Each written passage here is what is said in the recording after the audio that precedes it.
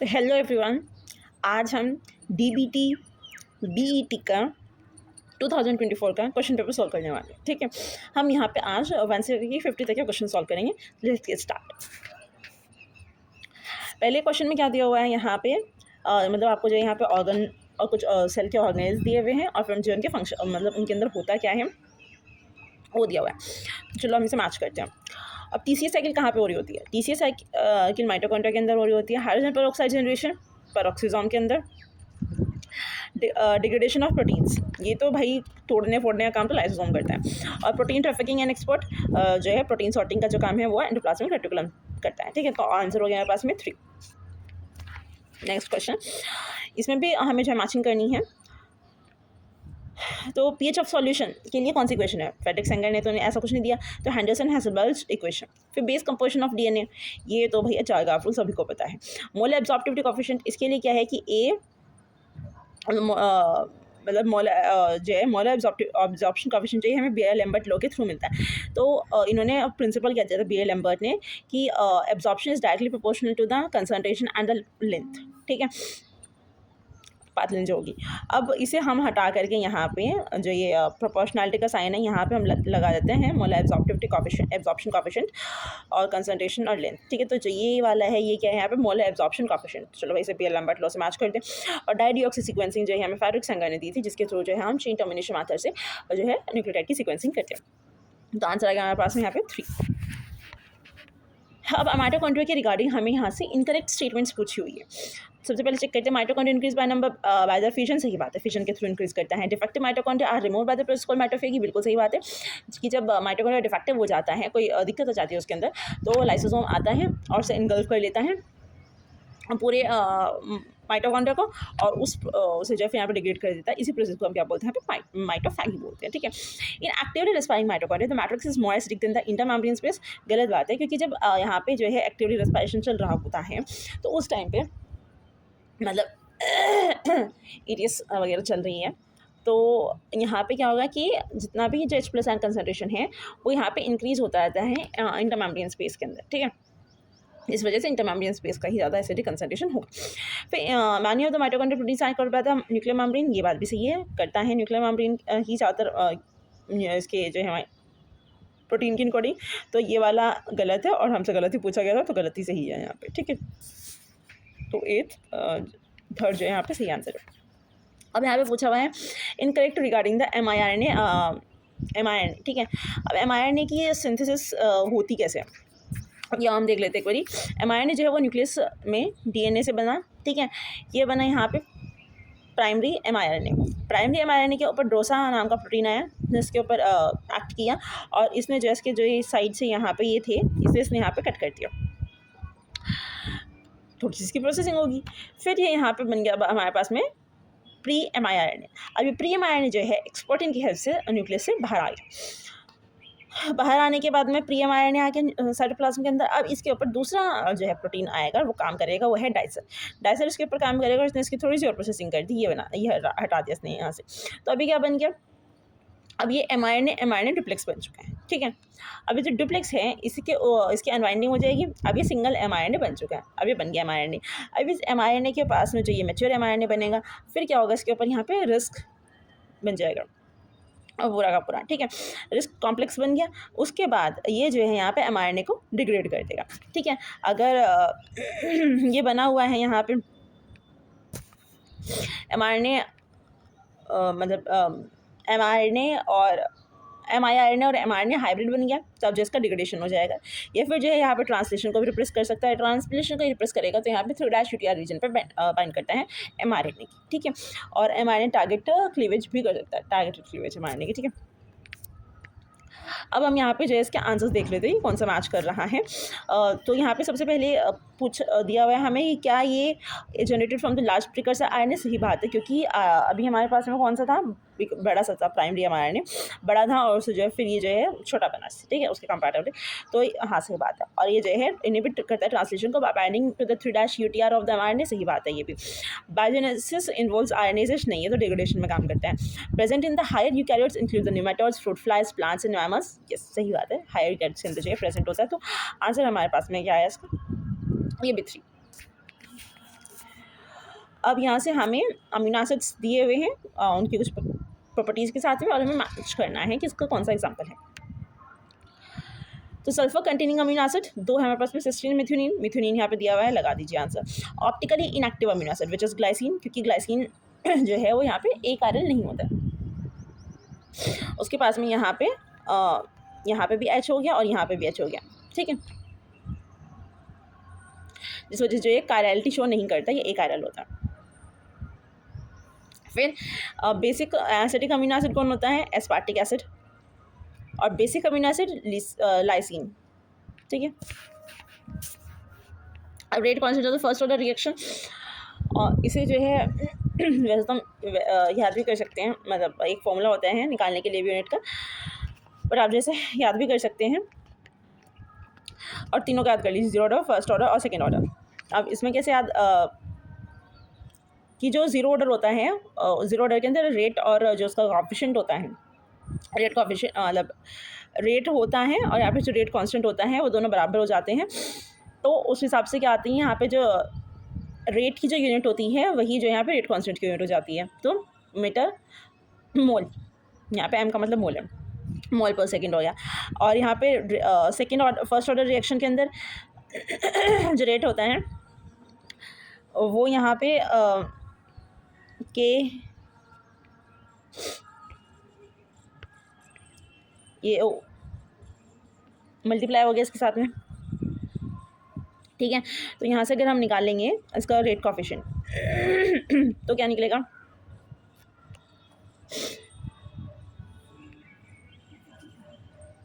Rate,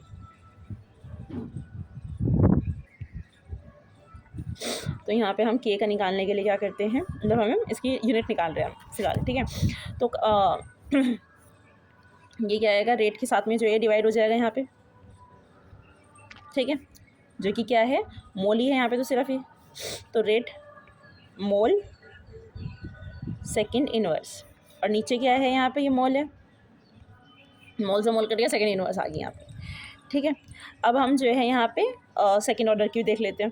यहाँ पे भी सेम ऐसे ही होगा कि के की यूनिट निकालने के लिए हम इसे रेट को यहाँ पे दो कंसंट्रेशन स्क्वायर से कर रहे हैं ना ये, तो इससे डिवाइड कर देंगे हम इसे। रेट की क्या है यहाँ पे, मोल सेकंड इनवर्स, और यहाँ पे इसकी भी यहाँ पे जो है स्क्वायर में आ जाएगा, तो इससे ये कट गया, तो ये आ जाएगी हमारे पास में मोल इनवर्स, और यहाँ पे ये सेकेंड इनवर्स, ठीक है। तो आप इस तरीके से जैसे यहाँ पे याद रख सकते हैं, या फिर नहीं समझा तो सीधा याद कर लीजिए। How many grams of NaOH is required to make 100 ml of 0.2 molar solution of NaOH। अब हम जो है से यूनिट मतलब हमसे जो है क्या दिया हुआ है, हमें NaOH ग्राम में पूछा है कि कितना NaOH का ग्राम जो है हमें चाहिए होगा, कितना NaOH इन ग्राम्स हमें चाहिए होगा 2 मोलार NaOH का सॉल्यूशन बनाने के लिए, जो कि हमें यहाँ पे 100 ml में बनाना है।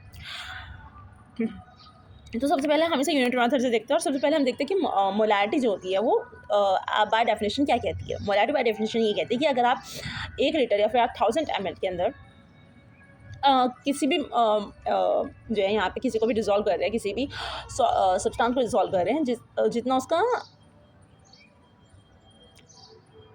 1 मोल के अंदर जितना हुआ आएगा, ठीक है, उतने ही ग्राम्स में जो आप उसे डिज़ोल्व कर रहे हैं, तो आपके पास में मोलारिटी आएगी 1 मोल, ठीक है। तो हमने ये लिख लिया कि जब हम इसे 1000 ml के अंदर 40 ग्राम को डिज़ोल्व करेंगे तो हमारे पास मोलारिटी क्या आएगी, 1 मोल, ठीक। अभी हमसे क्या कहा हुआ है, हमने क्या किया यहाँ पे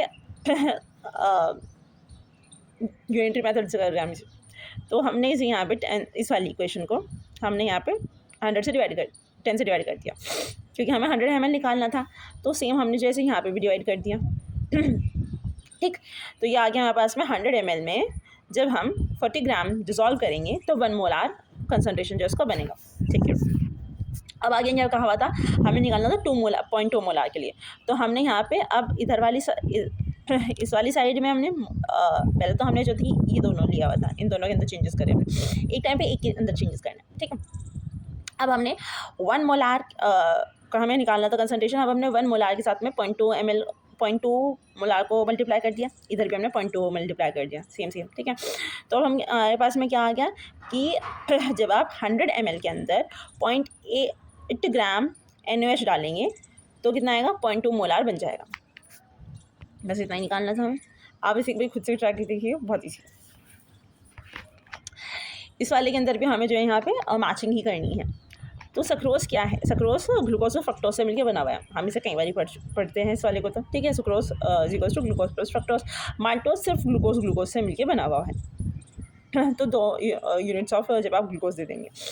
फ्रक्टोज तो किससे मिलकर बना हुआ, तो खुद ही एक मोनोसेकेराइड है, तो मोनोसेकेराइड पे लगा दीजिए। और लैक्टोज ग्लूकोज प्लस गैलेक्टोज से मिलकर बना हुआ है, तो आंसर हो गया हमारे पास में 4th। How many oxygen atom in terms of Avogadro number are present in 0.9 gram of H2? अब सबसे पहले तो ना इसके अंदर हम एक चीज़ देख लेते हैं कि जो H2O है इसके अंदर ऑक्सीजन और हाइड्रोजन का किस जो है ये किस फ्रैक्शन में है, ठीक है। तो अगर यहाँ पे आप हाइड्रोजन रेशो, हाइड्रोजन और ऑक्सीजन की बात करें तो 2:1 है, ठीक है। कि जब आप मतलब एक मोल H2O के अंदर आपको 2 मोल हाइड्रोजन मिलेंगे जब आप इसे डिसइंटीग्रेशन करोगे, और 1 मोल ऑक्सीजन मिलेगी, ठीक है। अब इसके अंदर कंटेन भी होते हैं, एक ही बात है कहने के लिए। अब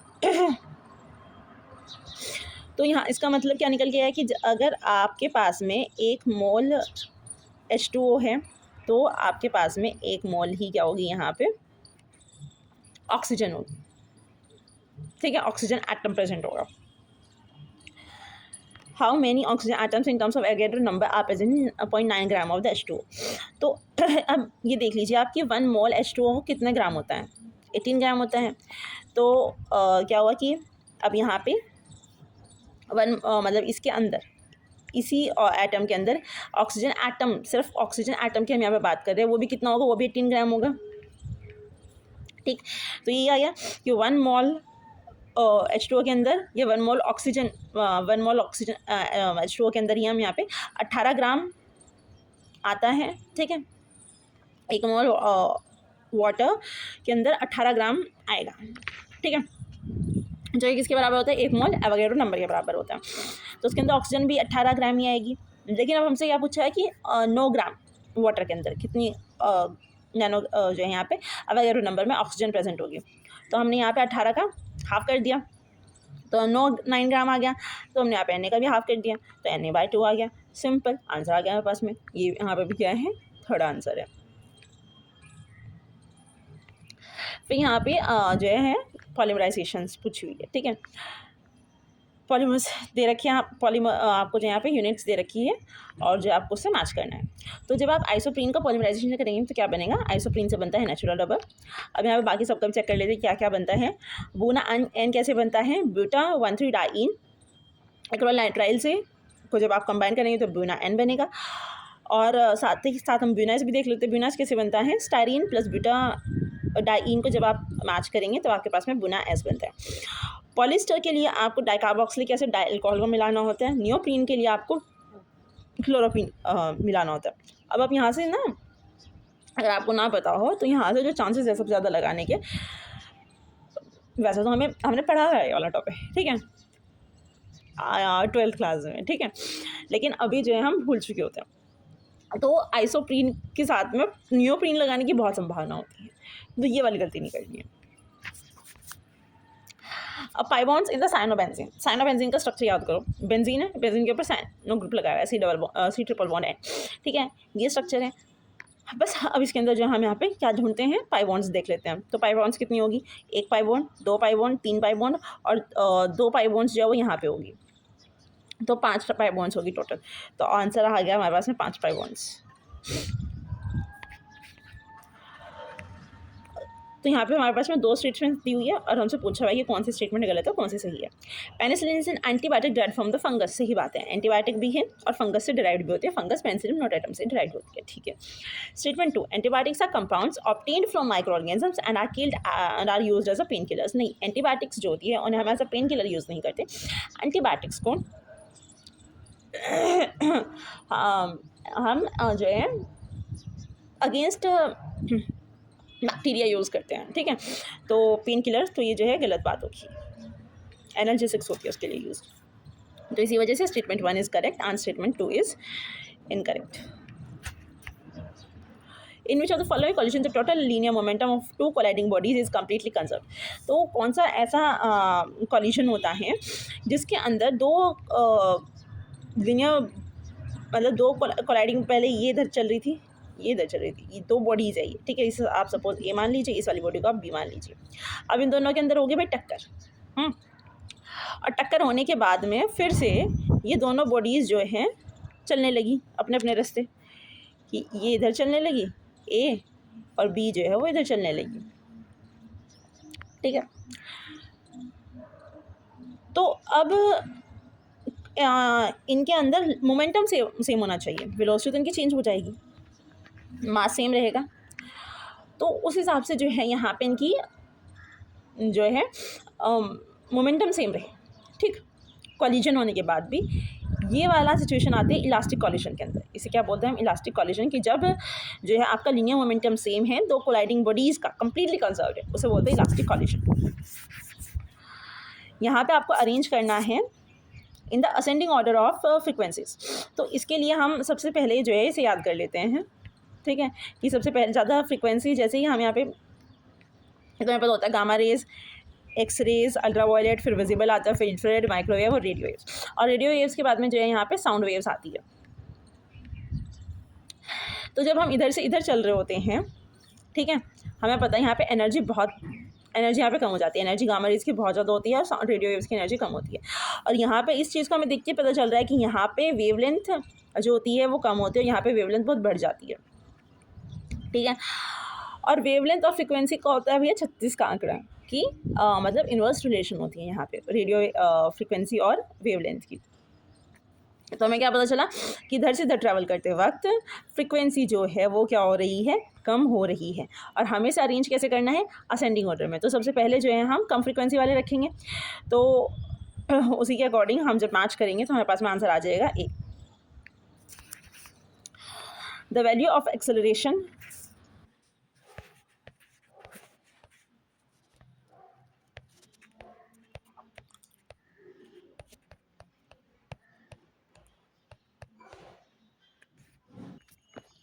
बाकी अगर हम इस वाले क्वेश्चन की बात करें तो इसके अंदर ना थोड़ा अजीब सा आंसर दिया हुआ है। एक बार इस अजीब सा को चेक करते क्या है ये सबसे हमारे पास में सबसे कम साउंड वेव किसकी होनी चाहिए, डी की होनी चाहिए, सही बात है, डी दिया हुआ है इन्होंने।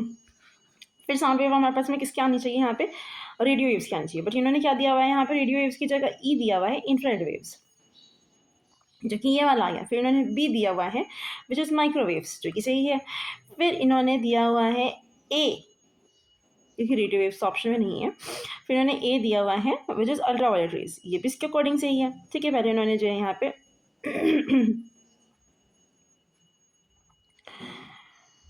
मतलब इन्होंने पहले साउंड वेव्स दिया हुआ है, साउंड वेव्स के बाद में इन्होंने यहाँ पे दिया हुआ है ई विच इज़ इंफ्रारेड वेव्स, जो कि थोड़ा सा गड़बड़ है। बाकी आपको इसके अलावा बेस्ट ऑप्शन कहीं भी मिलेगा भी नहीं, तो इसी वजह से बेस्ट ऑप्शन तो यही है, और उसके अलावा जो इन्होंने सबसे ही दिया हुआ है। तो देखते हैं हम, value of acceleration due to gravity on the surface of the earth is g. ये दे रखा है कि इस अर्थ के सरफेस पे ग्रेविटी की वैल्यू जी है। If the diameter of the earth becomes 4 times it's present value, अगर आपने क्या करा यहाँ पे जो इसका डायमीटर है, ठीक, डायमीटर पहले तो डी है, लेकिन आपने जो डी डैश है आपने बढ़ा दिया डायमीटर और वो आपने 4D कर दिया, ठीक है। तो मास लेकिन मास जो है वो सेम ही है, और यहाँ पे भी जो मास सेम है। The new value of the g on the surface of the earth will be, तो नई वैल्यू जी की क्या होगी। अब यहाँ पे क्या है कि अगर आपने डी डैश 4D कर दिया तो आर डैश जो होगा वो भी यहाँ पे 4R हो जाएगा, ठीक है। अब पहले ही कोई जो हमारे पास में जी का फॉर्मूला होता है वो क्या होता है, जी इज इक्वल्स टू, मतलब जो ग्रेविटी होती है earth is equals to g by mass, मतलब जी मल्टीप्लाई बाय मास और आर स्क्वायर। ठीक है, ये इसका होता है फॉर्मूला। अब हमने ये तो हो गया हमारे पास में जी, अब हम जी डैश की वैल्यू निकालेंगे। ये कैपिटल जी तो कांस्टेंट रहता है, ठीक है। एम जो है वो भी हमारे पास में कांस्टेंट है क्योंकि जो है वो सेम रहा है मास। चेंज क्या हुआ है, सिर्फ और सिर्फ जो है यहाँ पे रेडियस चेंज हुआ है। तो रेडियस हमने यहाँ पे आर डैश स्क्वायर लिख दिया, रेडियस की हमने वैल्यू लिखी यहाँ पे 4r स्क्वायर। फिर हमने जो इसका सॉल्व किया तो हमारे पास में आया 16 और आर स्क्वायर का जो यहाँ पे आर स्क्वायर आ गया। अब ये पूरा इक्वेशन जो है जी एम आर स्क्वायर, ये क्या है, ये जी के बराबर है, तो हमने यहाँ पे जी लिख दिया, तो ये क्या आया जी बाय 16। तो जो जी डैश हुआ वो कितना आया, जी बाय 16 आ गया। इस वाले क्वेश्चन को भी खुद करके देखिएगा, तो बहुत ईजी है। अब है यहाँ पे ball is thrown vertically upwards in the air with a certain velocity v, कि हमने यहाँ पे एक बॉल थी, ठीक, बॉल को हमने ऊपर की तरफ उछाल दिया वी वेलोसिटी से, ठीक, और अब ये ऊपर जाकर के रुकेगी कब, ये हाईएस्ट पॉइंट जो होगा, मतलब जहाँ तक भी वो जाना होगा वहाँ पे जो है ये इसकी वेलोसिटी जो है वो 0 हो जाएगी, ठीक है। और एक्सेलरेशन जिसका वो माइनस जी हो जाएगा हाईएस्ट पॉइंट पे। तो ये हमसे पूछा है कि एक्सेलरेशन कितना होगा, तो माइनस जी, और वेलोसिटी कितनी होगी हाईएस्ट पॉइंट पे 0। वेलोसिटी ऑफ वैक्यूम दिया हुआ है हमें, refractive index of water glass भी दिया हुआ है। हमें निकालना है कि velocity of light in the glass क्या होगी, वेलोसिटी ऑफ जो है वैक्यूम हमें दे रखी है। तो बस इसके अंदर जो है यहाँ पे एक ही फॉर्मूला अप्लाई करना है, ये वाला, कि क्या होता है कि वेलोसिटी अगर आपको ग्लास में निकालनी है सपोज, तो velocity of glass is equals to जो वेलोसिटी इन द वैक्यूम होती है divide by the refractive index of the glass, आपके पास में वैल्यू आ जाएगी। सिंपल क्वेश्चन बेस था, तो आप ये जो है फॉर्मूला याद रख लीजिएगा। ऊपर एक फॉर्मूला था ग्रेविटी का कि G M divide by R square, एक ही वाला फॉर्मूला है दोनों फिजिक्स से, कि वेलोसिटी जिसकी भी आपको निकालनी है इज इक्वल्स टू, जैसे कि velocity in the glass is equals to C by N G, मतलब सी मतलब जो है यहाँ पे velocity of the speed and divide by the refractive index.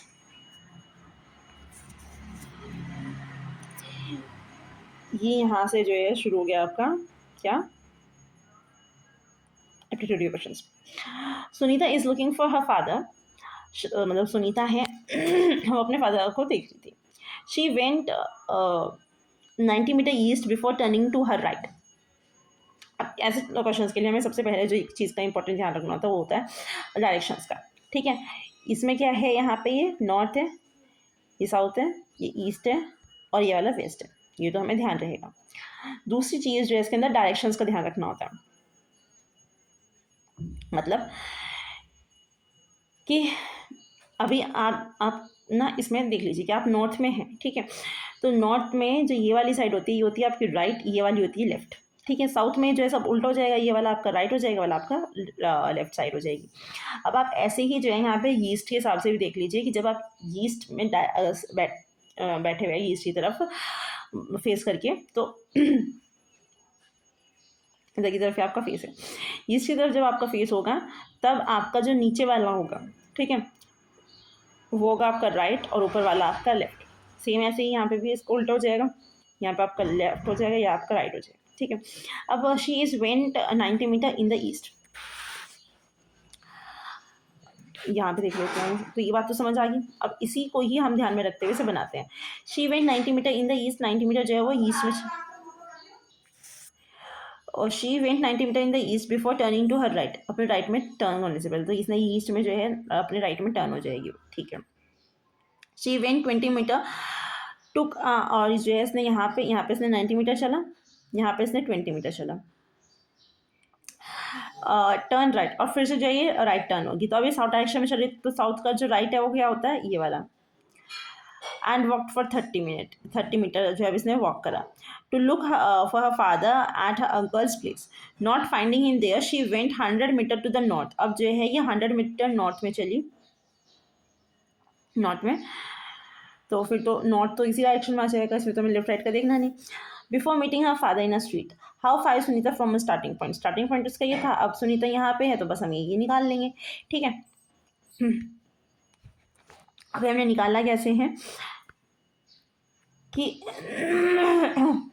हमें यहाँ से यहाँ तक का जो ये वाला डिस्टेंस निकालना है। हमें यहाँ इन दोनों की हमें वैल्यू नहीं पता है, लेकिन हम कैलकुलेट कर लेंगे जो हमें डाटा दिया हुआ है यहाँ से। अब हम पाइथागोरस थ्योरम लगा लेंगे, आंसर आ जाएगा। अब जैसे कि हमें यहाँ पे ये पूरा 90 दिया हुआ था, तो ये 90 मीटर चली गई थी वो इस वाले पॉइंट तक, यहाँ तक। तो फिर हमें यहाँ पे पता है कि ये 30 है, ठीक। तो हमें इतनी वैल्यू निकाल लेंगे, 30 माइनस 90 60 आ गया, ठीक है, ये निकल गई। फिर हमें यहाँ पे इसने ये बताया कि ये वाला पूरा 100 है, ये भी हमें पता है कि 20 है, तो 20 में से 100 माइनस कर दिया 80। तो हम यहाँ पे उसके बाद तो हमारे पास में ये वाला ये आ गया 80, ये आ गया 60। फिर हम पाइथागोरस थ्योरम निकाल करके आंसर आ जाएगा हमारे पास, ठीक है। पाइथागोरस थ्योरम क्या होती है कि अगर आपको हाइपोटेन्यूज निकालना है, हाइपोटेन्यूज का square is equals to base का स्क्वायर प्लस परपेंडिकुलर का स्क्वायर, ठीक है। फिर इसकी वैल्यू निकालने के लिए जो यहाँ का जो ये इसका ये है वो जो है इनके ऊपर आ जाएगा वैल्यू निकालने के लिए, ठीक है।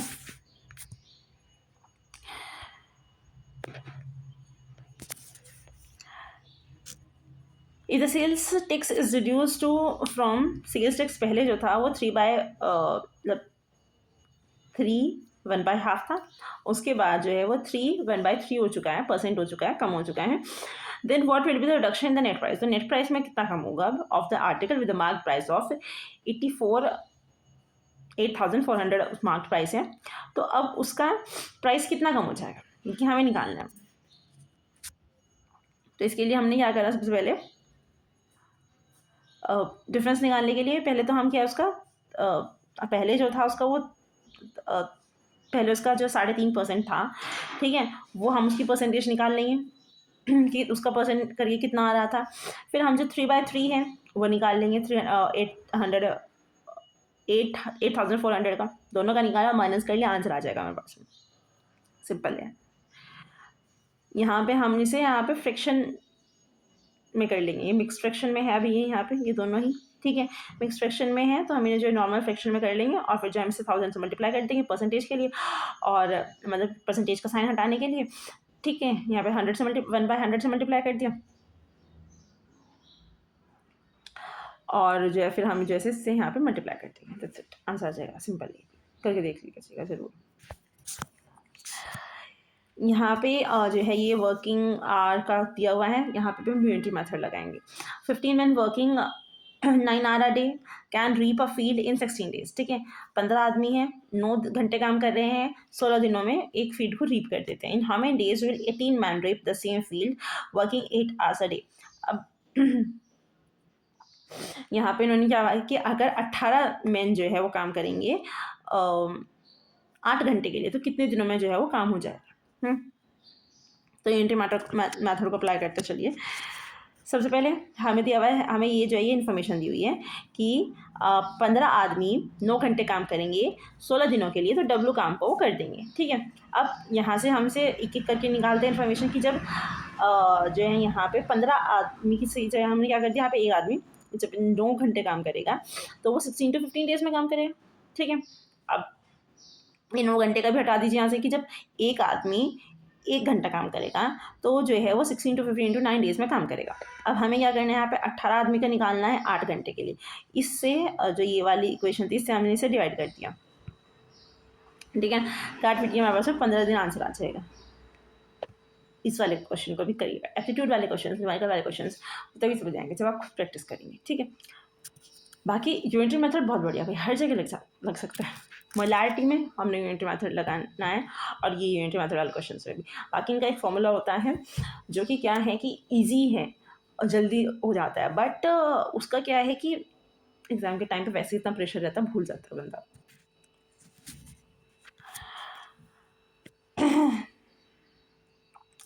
150 मीटर लंबी ट्रेन है, रन कर रही है with the speed of 68 kilometer per hour. How long will it take for the train to pass a man who is running at 8 kilometer in the same direction of the train? जो है यहाँ पे क्या कह रहा है कि train भी इसी डायरेक्शन में मूव कर रही है, और एक आदमी है जो कि 6 किलोमीटर पर आवर की स्पीड से भाग रहा है।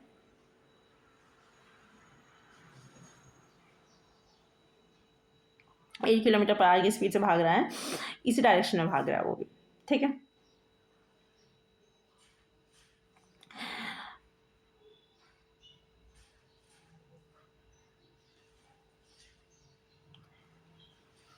तो सबसे पहले तो जो है हम यहाँ पे इसकी रिलेटिव स्पीड निकाल लेंगे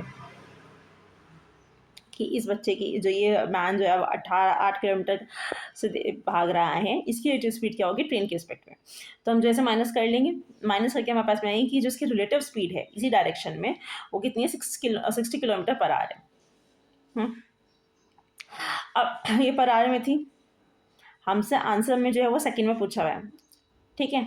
और ये जो ट्रेन है ये भी 150 मीटर में है, तो हमने से क्या करा, हम इसे मीटर पर सेकंड में कर लिया 50/18 से डिवाइड करके, 5/18 से डिवाइड करके, या 15/3। अब क्योंकि टाइम हमें निकालना है तो टाइम इज इक्वल्स टू क्या होगा, डिस्टेंस डिवाइड बाय स्पीड। तो डिस्टेंस हमें पता है कि जो है किसे डिस्टेंस कितना है 150 किलोमीटर है। मतलब बेसिकली अब क्या है कि इसी स्पीड से 15/3 की स्पीड से इसे जो है यहाँ पे ट्रेन को कवर करना है, ठीक है। तो जो है यहाँ पे हमने 150 जो है इसका डिस्टेंस ले दिया और जो हमने इसे डिवाइड कर दिया, तो आंसर आ गया हमारे पास में 9 सेकेंड, थोड़ा आंसर। तो आप क्या इस वाले क्वेश्चंस को खुद से ट्राई करके देखिएगा तो समझ आएंगे, ठीक है। हमने इसमें रिलेटिव स्पीड निकाली है पहले, और रिलेटिव स्पीड को फिर हमने जो है यहाँ पे टाइम निकालने के लिए डिस्टेंस से डिवाइड करके इसमें हमें ई की वैल्यू निकालनी है। इस इक्वेशन के अंदर क्या है, तो पहले तो जितने भी प्लस प्लस वाले हैं वो हमने सारे एक साथ लिख लिए, मतलब इस वाले इसको एक ब्रैकेट में अलग से सॉल्व कर लिया क्योंकि बीच में प्लस था इनके, इसको एक अलग से सॉल्व कर लिया, ठीक है। सॉल्व कर लिया, फिर से 1 की इक्वल रख दिया। फिर हमने यहाँ पे नीचे तो सेम ही आया 49, तो एलसीएम लेकर के इसे ऐड कर दिया। अब ये जो 49 था इसे हमने इधर पहुँचा दिया, और बस फिर सॉल्व करते गए आंसर आ गया, सिंपल। सॉल्व करिए, आंसर आ जाएगा, easy one. 38 bananas distributed among 85 students. Each boy student get 4 bananas and each girl student get 5. Number of boys और girls हमें यहाँ पे निकालना है। तो मैं यहाँ पे इक्वेशन बना ली, कैसे कि टोटल बनाना कितने हैं 380, स्टूडेंट्स कितने हैं टोटल 85। तो हर एक बॉयज़ के पास में 4 बनाना आए हैं और गर्ल्स के पास में यहाँ पे, तो अगर बॉयज़ का गर्ल्स के पास में 5 आए हैं, बॉयज़ का नंबर हमने x मान लिया, तो गर्ल्स का नंबर हमने 85 माइनस x मान लेंगे। अब हम यहाँ पे क्या करते हैं कि 380 टोटल बनानाज है। अब 380 बनानाज को हमने हर एक बॉयज़ को तो हमने 4x दे दिया, गर्ल्स को जो हमने 5 दे दिया, तो ये इक्वेशन बन गई हमारे पास में। बस अब क्या है, इस इक्वेशन को हमें सॉल्व करना है, तो सॉल्व करेंगे, एक्स की वैल्यू आ जाएगी हमारे पास में। तो एक्स की वैल्यू से जो हमारे पास में बॉयज़ की वैल्यू आ गई, बॉयज़ का नंबर आ गया 45 और नंबर ऑफ बॉयज़ हमें निकालना था, आ गया आंसर, सिंपल, ठीक है। अब ये है in the certain code language 134 means good and tasty, 478 means see good pictures and 729 means picture are faint. ये बढ़िया मज़ेदार इजी क्वेश्चन है। तो यहाँ पे दिया कि 134 का मतलब क्या, गुड एंड टेस्टी। अब आप देखिए कि यहाँ पे 1 है, 3 है, 4 है और यहाँ पे गुड एंड टेस्टी है, 3 वर्ड्स लिखे हुए हैं, ठीक है। बस 478 मीन्स सी गुड पिक्चर्स। अब क्या है कि गुड यहाँ पे भी आ रहा है, गुड यहाँ पे भी आ रहा है। अब आप देखिए कि ऐसा कौन सा नंबर है जो यहाँ पे भी आ रहा है और यहाँ पे भी आ रहा है, तो 4 यहाँ पे भी आ रहा है और यहाँ पे भी आ रहा है, तो गुड का मतलब हो गया 4, ठीक है। तो गुड किसके बराबर हो गया, 4 के बराबर हो गया, ठीक है जी। हमें यहाँ से गुड की वैल्यू बच रही है जो कि क्या है 4 है।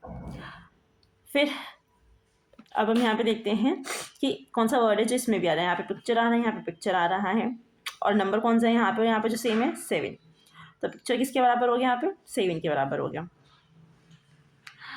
अब हमसे क्या पूछा हुआ है, सी का क्या मतलब है, तो अब इस वाले के अंदर बचा हमें इसके अंदर हमें 4 का पता चल गया, 7 का पता चल गया, 4 पता चल गया, 7 पता चल गया, 8 का नहीं हमें पता और 8 यहाँ पे दिया हुआ है, तो सी का मतलब क्या हो गया यहाँ पे 8। तो ये हो गया आपके पास में correct answer. In a row of boys, A who is 10th from the left and B who is 9th from the right interchange their position. A now becomes 15th from the left, and how many boys are there in the row? फिर से हम बना करके देखते हैं यहाँ पे क्या है। ये एक है, एक रो थी, ठीक है,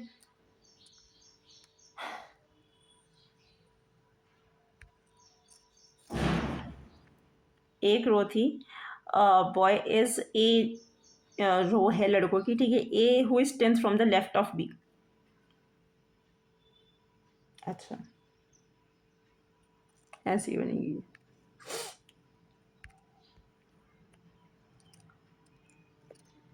हम्म, यहाँ पे 10th from the left of B,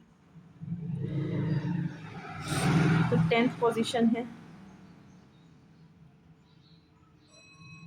9th from the right interchange their position,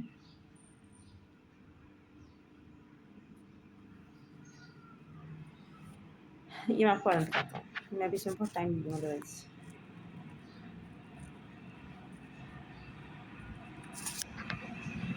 mainly जो है हमें इसके अंदर एक ही वही फॉर्मूला लगाना है, लेफ्ट प्लस ऐसे वाली उसके अंदर। Find the next number in the series 84, 83, ये सीरीज है हमारे पास में, ठीक है, 83, 79, 70, 54 और 29 जो है आंसर में निकल के आया है। तो सबसे पहले जो है हम इसे यहाँ पे देखें क्या क्या अंतर है, 1, 4, 9, 16, 25। तो ये क्या है, सारे के सारे अगर हम इसे देखें तो ये एक आपके पास में सीरीज चल रही है और स्क्वायर नंबर्स की। तो आप जो ऐसे यहाँ पे चेक कर लीजिए, ये मतलब यहाँ से जब आप इस पे जाएंगे तो आपको कुछ ना कुछ कॉम्बाइन देखने के लिए मिल जाएगी, ठीक है, 1, 4, 9, तो ये सारे क्या है, स्क्वायर होगी, तो हमें पता चल जाएगा, ठीक है। तो अगला स्क्वायर का नंबर डालेंगे हम यहाँ पे, 25 डालना हमने, यहाँ पे आंसर आया हमारे पास में, ठीक है। ये सेम क्वेश्चन जो है वो कैसा है, यूनिटरी मेथड से होगा, तो आप इसे खुद ट्राई कीजिए। A, B, C start a business and invest capital in the ratio of 3:2:1. The ratio of their months for which they invest जो है वो ये इनका मंथ्स का रेशियो है, ये वाला इनका इन्वेस्टमेंट का रेशियो है, ये वाला इनका मंथ्स का रेशियो है। अगर ए का प्रॉफिट जो है शेयर 1000 है, मोर देन द सी, ठीक है, सी से जो है 1000 ज़्यादा है ए का प्रॉफिट ऑफ शेयर, तो what is the profit then B share the profit, तो बी का शेयर कितना होगा वो हमें निकालना है यहाँ पे, ठीक है। तो सबसे पहले तो जो है हमने यहाँ पे लिखा कि ए बी सी, फिर हमने इनका प्रॉफिट, हमने जो है इनका जो इनका इन्वेस्टमेंट था वो हमने यहाँ पे लिखा, ठीक, फिर हमने इनका जो है यहाँ पे प्रॉफिट लिख दिया, रेशियो ऑफ प्रॉफिट कितना था। तो हमारे पास में ए का है 9x प्रॉफिट आएगा, बी का 10x आएगा और सी का 4x आएगा। अब इसमें इन्होंने एक इक्वेशन और क्या बता दी कि जो ए का प्रॉफिट है वो 1000 ज़्यादा है सी के प्रॉफिट से। तो हमने यहाँ पे ए की जगह पे 9x लिख दिया, सी की जगह पे 4x लिख दिया, सॉल्व करा तो x की वैल्यू आई हमारे पास में 200। अब x की वैल्यू आ गया, हमें निकालना था किसका, b का, तो b का कितना था, 10x था, तो बस हम जो है वैल्यू पुट कर देंगे x की, आंसर आ जाएगा, ठीक है। तो आप खुद सॉल्व करके देखिएगा, आ जाएगा, इजी है। फिर कोई दिक्कत आती है तो आप कमेंट बॉक्स में डाल सकते हैं, हम दोबारा से साथ में सॉल्व करेंगे।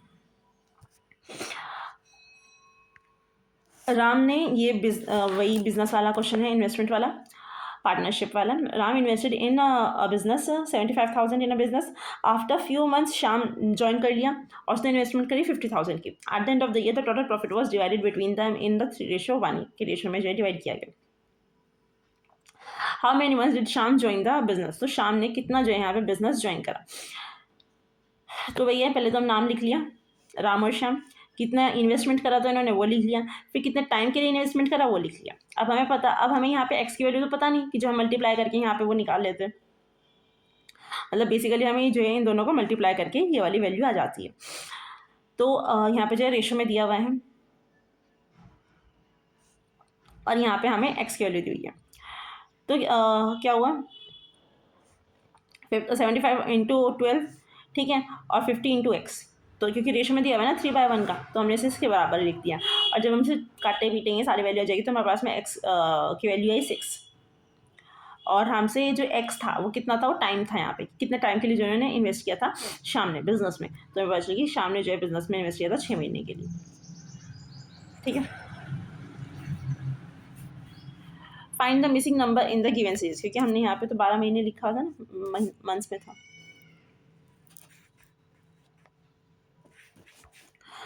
हम ईयर भी लिख सकते थे 1, तो फिर आंसर हो जाएगा 1/2 आता, तो हमारा तो पता चल जाता है कि ठीक है भाई, तो 6 महीने के लिए किया है, साल काट दो। फिर the missing number in the given series. तो पहले तो हमने ये जो है सीरीज़ लिख ली। उसके बाद हम इसमें देखेंगे डिफरेंस, देखते ही कितना कितना आ रहा है। 4 2 4 8 16 32 64, ये डिफरेंस आया। मतलब अब ये तो हमने बाद में निकाला, पहले हमारे पास डिफरेंस आ रहा था कि 2 4 8 और यहाँ पे 64। तो ये क्या था कि 2 की पावर बढ़ती जा रही है। यहाँ पे 2 की पावर 1, 2 की पावर 2, 2 की पावर 3 और यहाँ पे 2 की पावर 6। तो यहाँ पे 4 और 5 बचा, तो वो भी हमने यहाँ पे लिख दिया। आंसर यहाँ पास में 34 करके। फिर from a point Ram started walking towards east, ये भी डायरेक्शन वाला क्वेश्चन है। और पहले आपको जो है पूरा बनाना है, उसके बाद जो आप यहाँ पे से इजीली निकाल लेंगे। From a point Ram started walking towards east and walk 30 meter. He then turned it and, बना लेते चलो इसे हम साथ साथ। पहले तो हमें क्या बनाना है, north south east west, north south, बना लेते हैं नॉर्थ साउथ ईस्ट और वेस्ट। और ये जो है हमारा ये वाला राइट होता है, ये वाला लेफ्ट। सेम यहाँ पे ये वाला राइट हो जाएगा, ये वाला लेफ्ट हो जाएगा। इधर की तरफ हमारा राइट होता है, ये वाला लेफ्ट, और यहाँ पे जो उल्टा हो जाएगा तो ये वाला लेफ्ट हो जाएगा, वाला राइट हो जाएगा। अब घूमो भाई, फ्रॉम द पॉइंट, एक पॉइंट से राम ने स्टार्ट चलना शुरू किया, ईस्ट की साइड पे जा रहा था। 30 मीटर जो है वो यहाँ पे चला। ही देन टर्न राइट, अब ये जो है ईस्ट में था, ईस्ट से जो अपने राइट में टर्न हो गया, मतलब जो इधर की तरफ टर्न हो गया। एंड वॉक 20 मीटर, ठीक है। ही देन टर्न अगेन राइट, अब ये इधर से इसका राइट कौन सा, साउथ डायरेक्शन से ये वाला है, तो इधर की तरफ राइट कर जाएगा, टर्न कर जाएगा ये। In turn right and walk 42 meter, तो अभी जो है 42 मीटर चला। And finally he turn right, अब ये फिर से जो है राइट की तरफ मुड़ जाएगा। तो वेस्ट डायरेक्शन में चल रहा था, वेस्ट में जो है राइट ऊपर की तरफ आता है, राइट की तरफ मुड़ गया। और जो है यहाँ पे 15 मीटर चला। To reach his destination, what is the aerial distance between his distance and the starting point. तो अब जो है इसकी डिस्टेंस से और यहाँ से डिस्टेंस कितना है, ठीक है। तो मतलब यहाँ से यहाँ तक का इसका डिस्टेंस कितना है वो हमसे पूछा हुआ है। तो जैसे हमने उसमें भी पाइथागोरस थ्योरम लगाई थी और सारी वैल्यूज़ निकाली थी, वही हमें यहाँ पे भी देखना है। हमारे पास में जो यहाँ पे डिस्टेंस तो पता है कि ठीक है, ये वाला 42 का डिस्टेंस है और ये वाला 30 का डिस्टेंस है, ठीक है, यहाँ तक का। तो हमारे पास में जो है यहाँ तक का डिस्टेंस आ जाएगा इतना, 12, 42 माइनस 32, 12 आ गया। सेम हमें पता है कि ये 20 है, ये यहाँ पे 15 है, तो यहाँ का डिस्टेंस कितना आ गया, ये वाला 5 आ गया। तो बस हमारे पास में यहाँ पे 5 पता है, यहाँ पे 12 पता है, पाइथागोरस थ्योरम लगाएंगे और हमारे पास में यहाँ पे 13 आंसर आ जाएगा। सॉल्व करके देखिए कैसे कुछ। अब यहाँ पे क्या है कि मैन, ये भी डायरेक्शन पे बेस्ड क्वेश्चन है। A man is facing east, एक मैन है जो कि इस की तरफ फेस करा हुआ है, उसने ईस्ट में फेस करा हुआ है, ईस्ट की तरफ जो है उसका यहाँ पे फेस है। ही turn 60 degree in the clockwise direction, अब क्लॉकवाइज डायरेक्शन में 60 डिग्री टर्न हो गया। ये ईस्ट में फेस था, क्लॉक कैसे चलती है, क्लॉक इधर की डायरेक्शन से चलती है ना, तो अब ये भी इधर की तरफ मूव करा और 60 डिग्री पे चला गया clockwise, and he then another 90 degree in the same direction.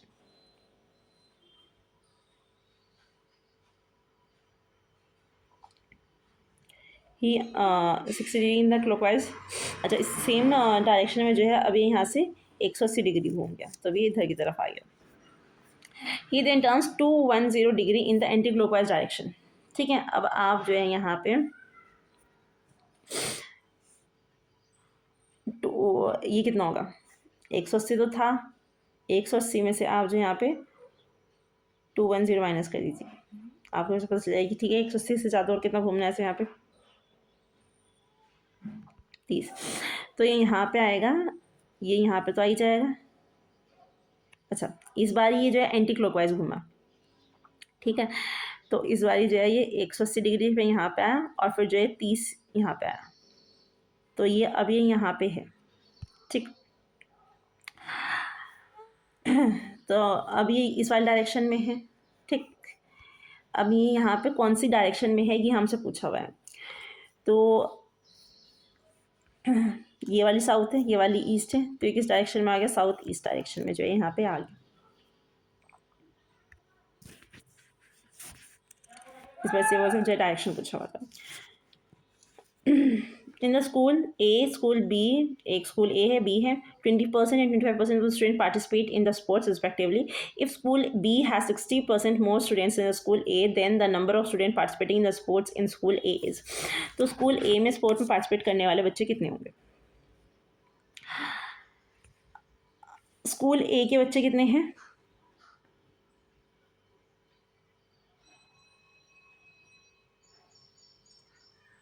एक स्कूल ए और बी है, 20% 25% are participating in the sport respectively. तो यहाँ पे हमने जो है यहाँ पे मान लिया कि 100 बच्चे हैं स्पोर्ट स्कूल ए से. ठीक है, अब स्कूल ए से 20 बच्चे जो यहाँ पे पार्टिसिपेट कर रहे हैं, स्कूल बी से यहाँ पे 25 बच्चे पार्टिसिपेट कर रहे हैं. अब इतनी बात हो गई. फिर आगे क्या दिया हुआ है इन्होंने? 20 और 25. School B has 60% more students in the school A. तो स्कूल ए में हमने 100 स्टूडेंट माने थे, 60% ज़्यादा करे तो यहाँ पे जो है 160 आ गया. Then this number of student participating in the sports. तो हमें स्पोर्ट्स में पार्टिसिपेट कितने बच्चे कर रहे हैं हमें वो निकालना है. तो सिंपल है कि यहाँ पे हमें जो है ए का 20% निकाल लिया हमने, और यहाँ पे हमने 60 का 25% निकाल लिया. 60 का 25% जो यहाँ पे 40 आया. अब यहाँ पे जो हमसे नंबर नहीं पूछा हुआ है, यहाँ पे कंपेरेटिव पूछा हुआ है कि 1/4 the number participating in the sports in the school A. तो ये 1/4 तो है नहीं. 1/2 the number participating 1/2 the number participating in the sports of school B. ये बात सही है क्योंकि half the number participating in the school of the A के जो है मतलब बी के कंपेरिजन में ए के बच्चे आधे पार्टिसिपेट कर रहे हैं. तो ये बात सही है. तो second is the answer. Which one of the following is the lowest integer that is divisible by each of the integer through 8 both inclusive? कि यहाँ पे क्या है कि 1 से 8 तक के सारे नंबर से जो है यहाँ पे डिवाइड होना चाहिए. एक ऐसा नंबर हमें ढूंढना है. तो हम क्या करेंगे? हम एलसीएम ले लेंगे.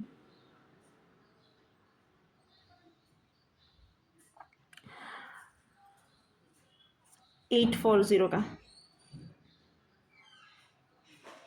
हमने 1 से 8 तक का जो एलसीएम ले लिया.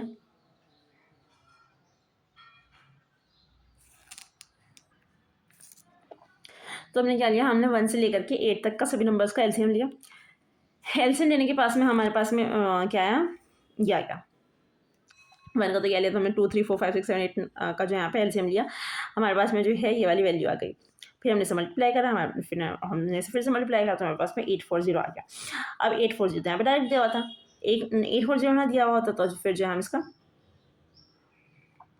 कुछ और मल्टीपल देख लेते. लेकिन सबसे लोवेस्ट इंटीजर पूछा हुआ है ना, सबसे छोटा. तो सबसे छोटा तो 840 था जो कि हमें दिया हुआ है.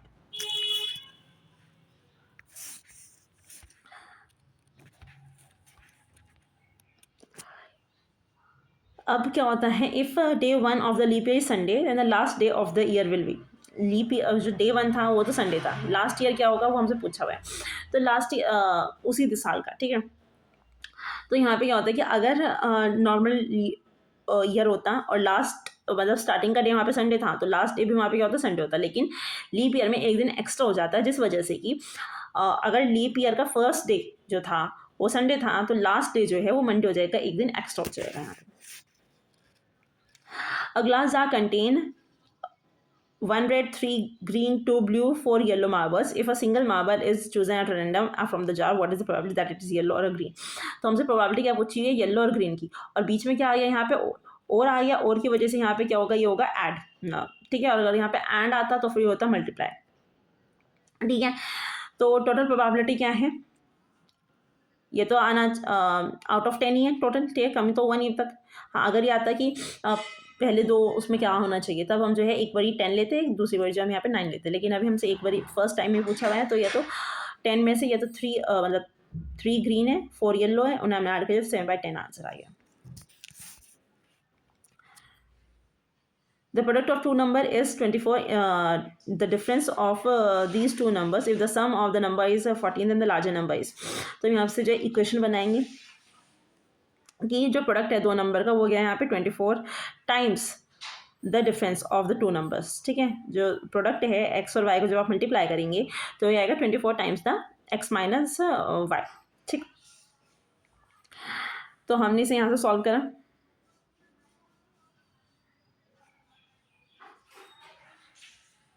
आंसर इस बार में देखते चलो। Identify the number of triangles in the following figure. तो इसे जो है हमें यहाँ पे देख लेंगे, काउंट करके आ जाएगा आंसर। चलिए देख लेते हैं काउंट करके।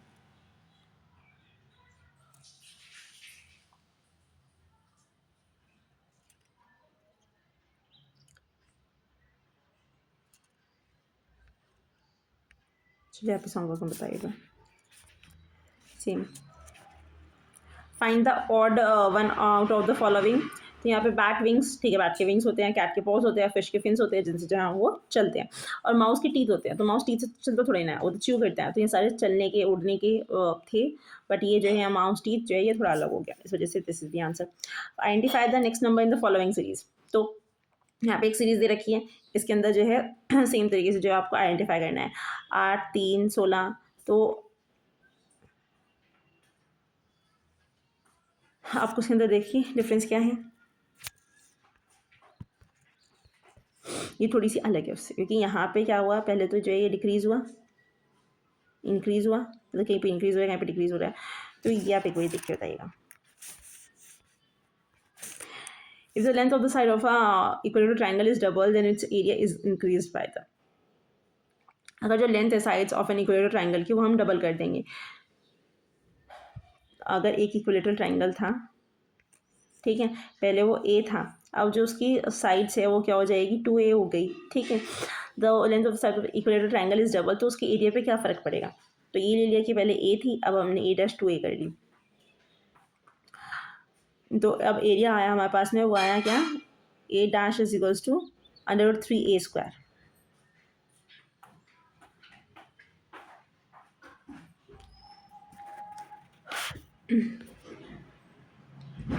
और जो नॉर्मल आता है एरिया वो क्या आता है, √3/4 का a²। अब हमने इसे माइनस कर लिया, तो डिफरेंस इनका ये आया। और हमसे डिफरेंस किस में पूछा हुआ है, परसेंटेज में, ठीक है। तो परसेंटेज में निकालने के लिए हमने क्या करेंगे, डिफरेंस लेंगे और डिफरेंस बाय ए लेंगे जो हमारा पहले वाला था, ठीक है। और उसे जो हम 100 से मल्टीप्लाई कर देंगे, हमारे पास में जो डिफरेंस वहाँ से आ जाएगा, विच इज़ द 300%। हाँ, ये अब in a class of 60 student, 30 students ने जो यहाँ पे फिजिक्स ली हुई थी, 30 स्टूडेंट ने केमिस्ट्री, 30 स्टूडेंट ने biology. They are 10 students each who have taken a combo. और 3 कहते हैं 10 स्टूडेंट्स ऐसे हैं जिन्होंने जो है यहाँ पे कॉम्बो में सब्जेक्ट्स लिए हुए हैं, फिजिक्स केमिस्ट्री, फिजिक्स बायो और chemistry bio. The number of the students who have taken all the 3 subjects. तो वो कितने नंबर्स हैं। अब यहाँ पे हम देखेंगे कि ये तो आगे यहाँ पे 30,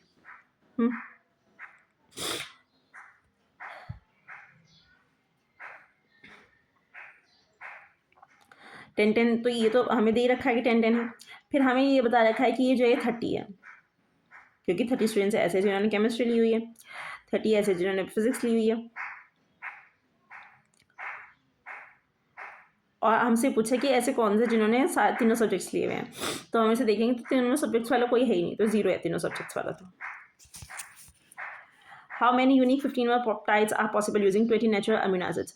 अब इसमें क्या करना है कि जो आपको दिया हुआ है, ठीक है, आपको 20 अमीनो एसिड्स का यूज़ करके आपको 15 पेप्टाइड्स बनाने हैं। तो जो दिया हुआ है आपको जिनका यूज़ करना है उसे आप नीचे रखिए बेस में, और एक्सपेरिमेंट में आपको जितने बनाने हैं, जितने आपके पास में ऑर्डर है लगाने के लिए, उसे आप जो है वहाँ पे ऊपर बेस में एक्सपेरिमेंट में रख दीजिए।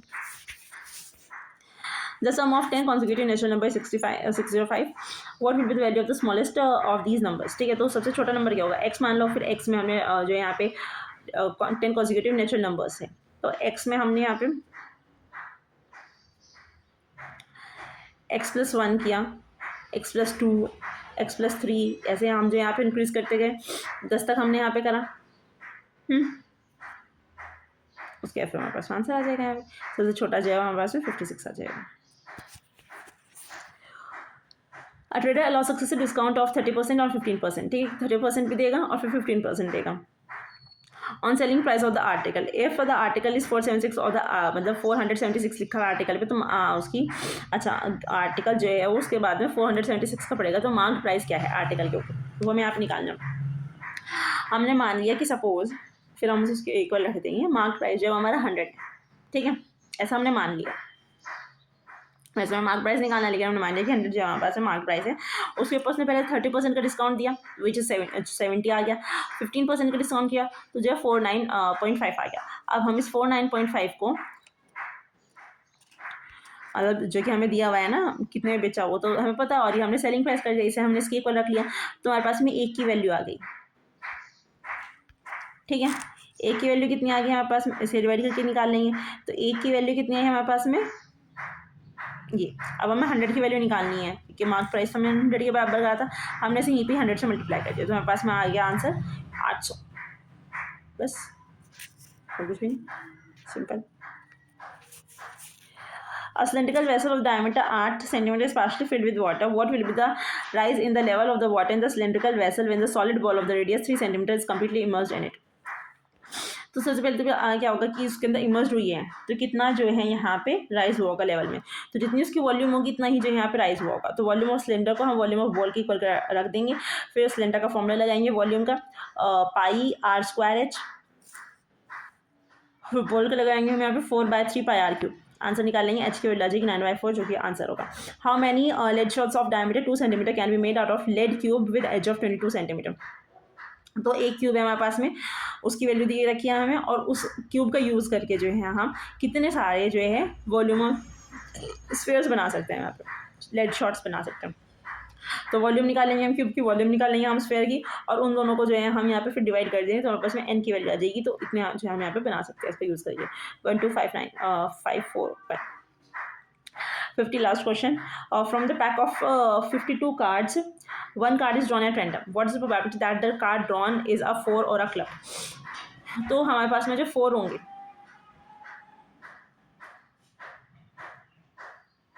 और 3 होंगे,